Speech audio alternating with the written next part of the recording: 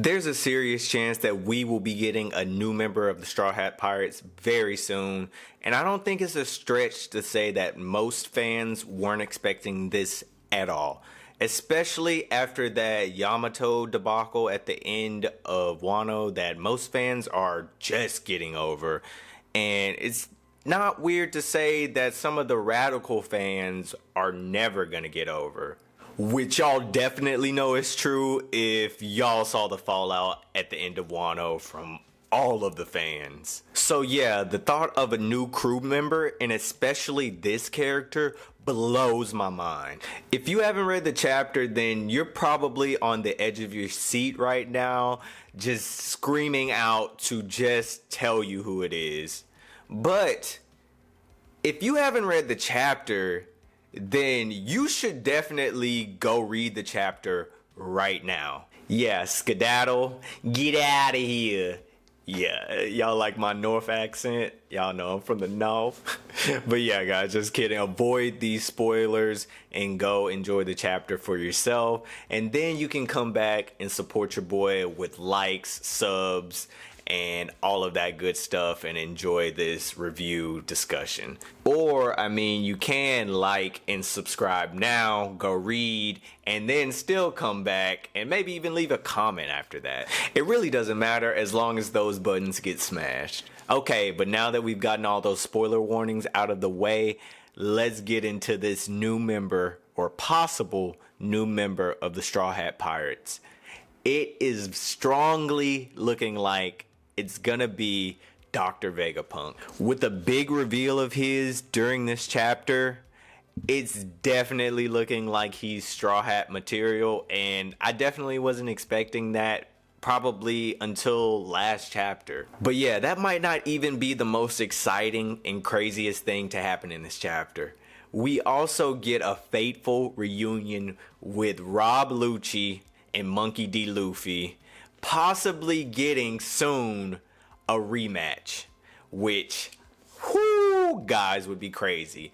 But I'll save that until we get into that later in the chapter. We're gonna start off from the beginning, like we should, you know, and we're gonna start off with the cover story. It's gonna get a quick mention from me. The cover story, it's just Judge Caesar. They're thinking about Dr. Vegapunk in their head as they beat each other up. Last cover story, they were asking each other like, who are you? Like, I couldn't tell which one was asking that, but I think it's Judge who doesn't remember Caesar.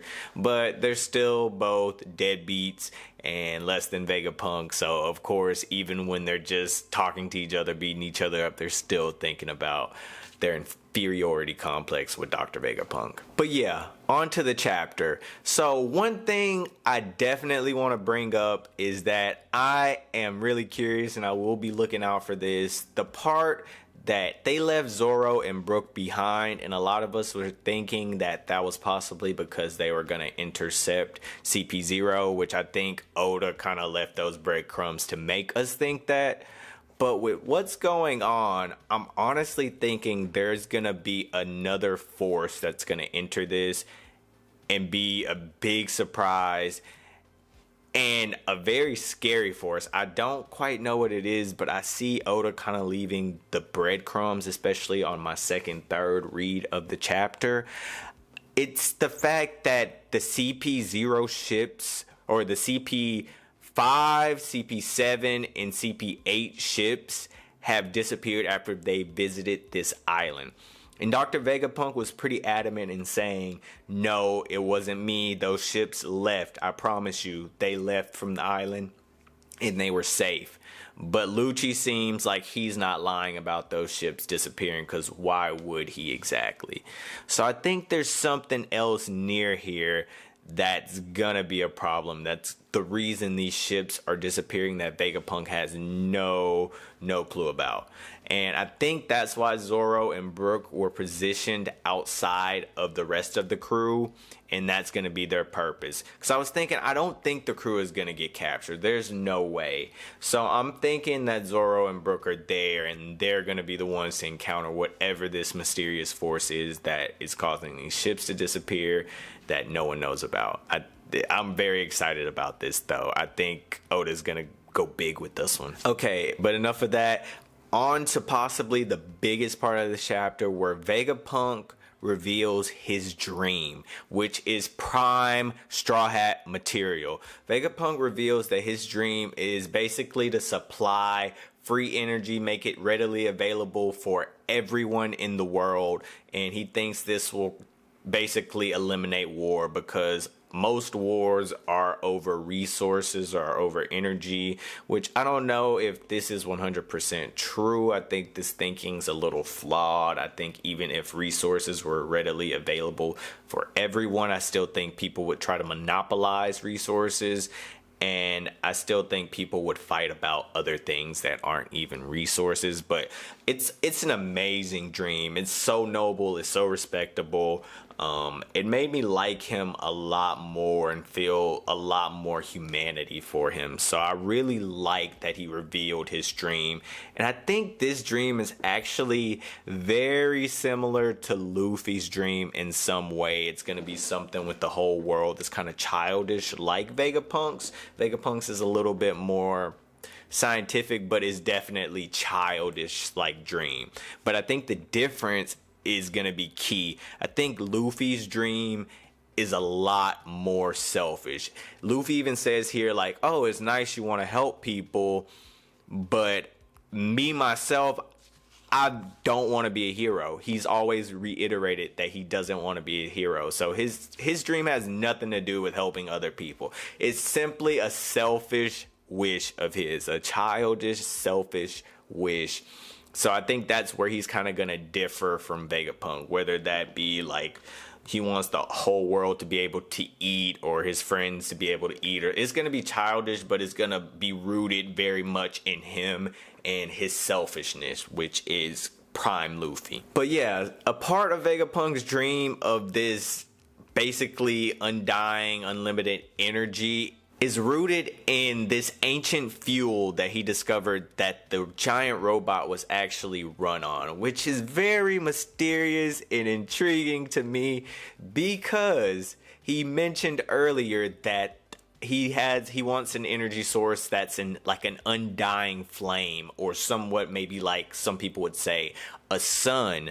So sun god Nika, undying flame, sun pirates, ancient robot running off of this undying fuel, this undying flame, and the robot dying or running out of fuel around the same time that the Fishman's Right movement really gained traction, and the Fishmen they gained more respect, I guess, if you can say that.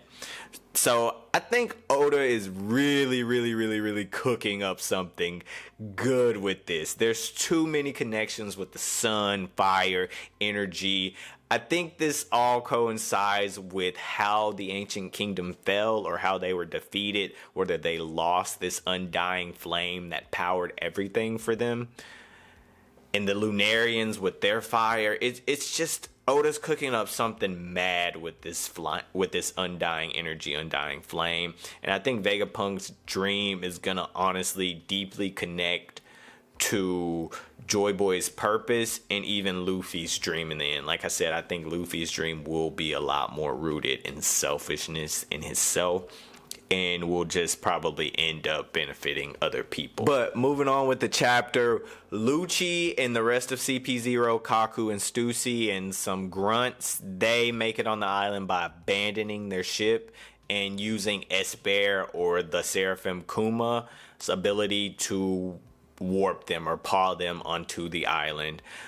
So I want to bring up something pretty cool. The S-Bear is just a naming system that seems like it goes along for the Seraphim. I'm guessing the S is for Seraphim, and then the bear, snake, hawk, and all of that, shark, they're all just based off of what type of animal that character is based off of. Like S-Hawk is gonna be Mihawk Seraphim, and S-Snake I'm guessing is Seraphim Boa. S-Shark we've already seen is Seraphim Jinbei, and so on for the rest of the warlords, and maybe even like Kaido or anybody else he's gotten DNA from. So apparently S-Shark, S-Snake, and S-Hawk are all gonna defend Vegapunk and take on Rob Lucci and the rest of the CP0 members, and they will be led by Sentomaru. And we found out a long time ago that Sentomaru is Vegapunk's personal bodyguard, so we knew we would see Sentomaru at some point during this arc.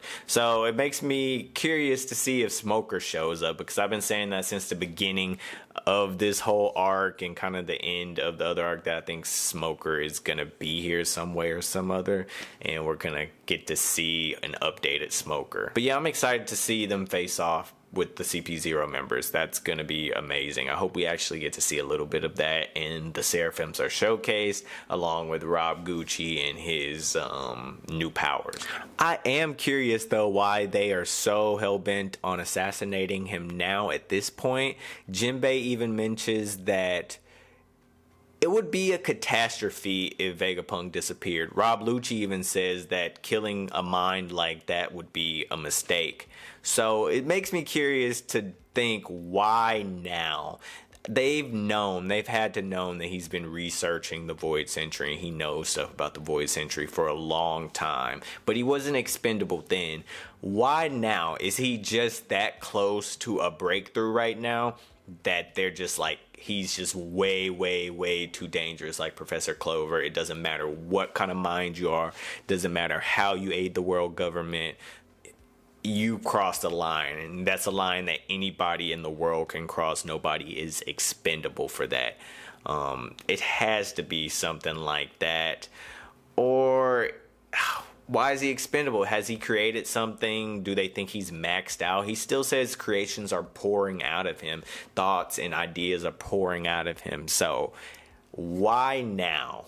Why now? Let me know what y'all think in the comment section below. Why now are they deciding to get rid of this great man?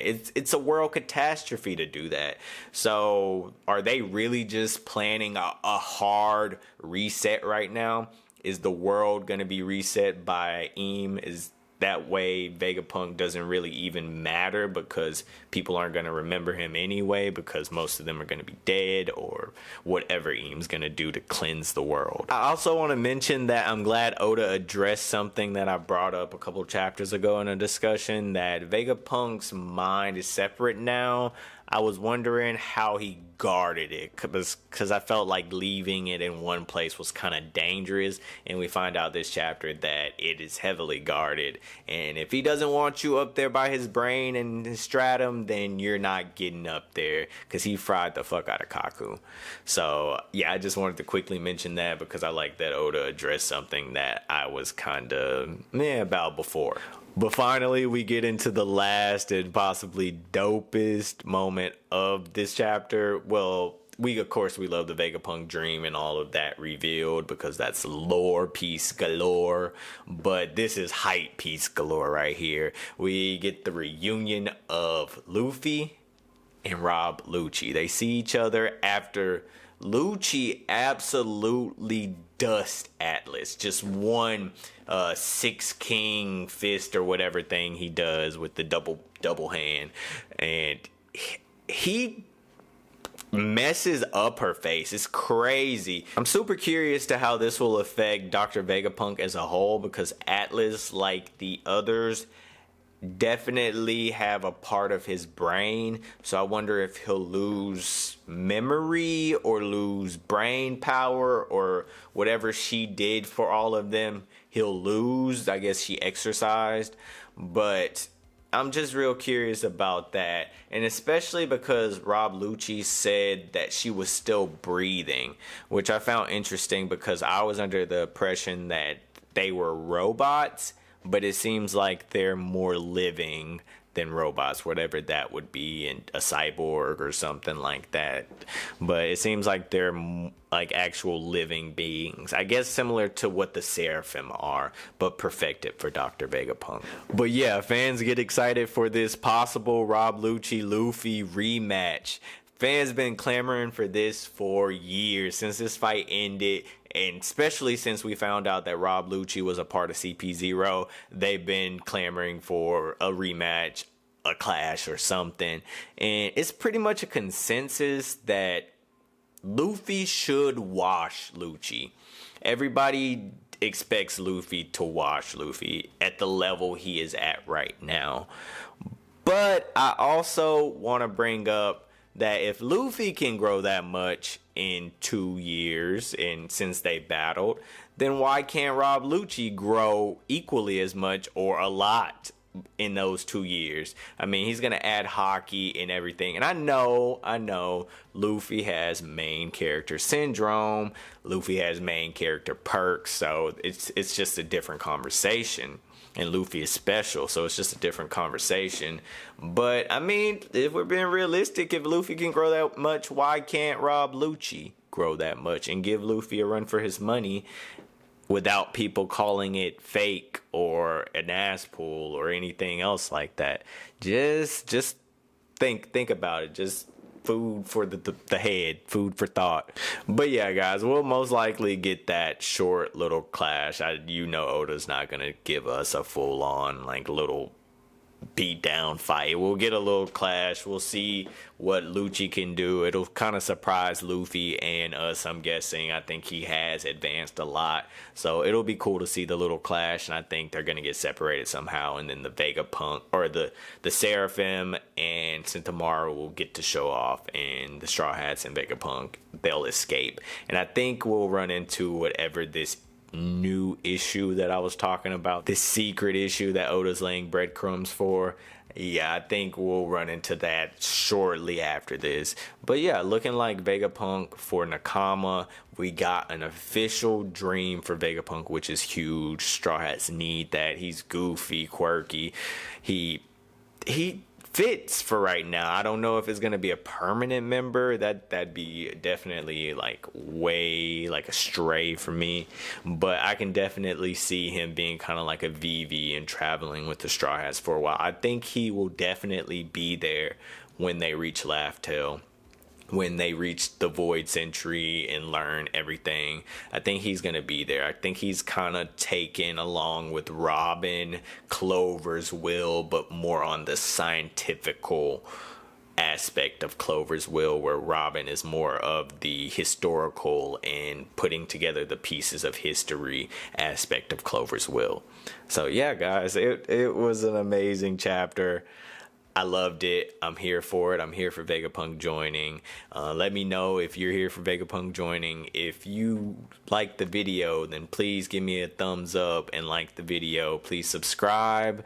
And like I said, let me know in the comment section below what you thought about the video, what you thought about the chapter. Are you Vegapunk for Nakama? Hashtag on there, Vegapunk for Nakama, if you are Vegapunk for Nakama. I like it. I know y'all's buns are probably still burnt from the whole Yamato thing, but y'all can let that go now. Y'all can breathe and let that go. You Carrot fans too, y'all can let that go as well. We're moving on. Vegapunk for Nakama now. Bonnie will probably travel with us for a while. Oh, and that reminds me, the whole Kuma thing, there's not much to talk about. He teleported himself away, and it looks like he's obviously coming to Egghead. I don't know what's summoning him, but he's coming to Egghead right now. Maybe it's Vegapunk. That's why he was like, bring Bonnie. He's summoning him, so he's about to give him his memories now. So we could possibly just be going anywhere now, because Kuma can give us that ability to paw. I don't know if he's gonna paw the ship, but he has that ability to paw people places. Hope we don't get separated. That would suck. I'm enjoying the Straw Hats being together, so no separation. But yeah, guys, hope you're having a beautiful day or night wherever you are in the world. I will catch you guys on the flip. Peace.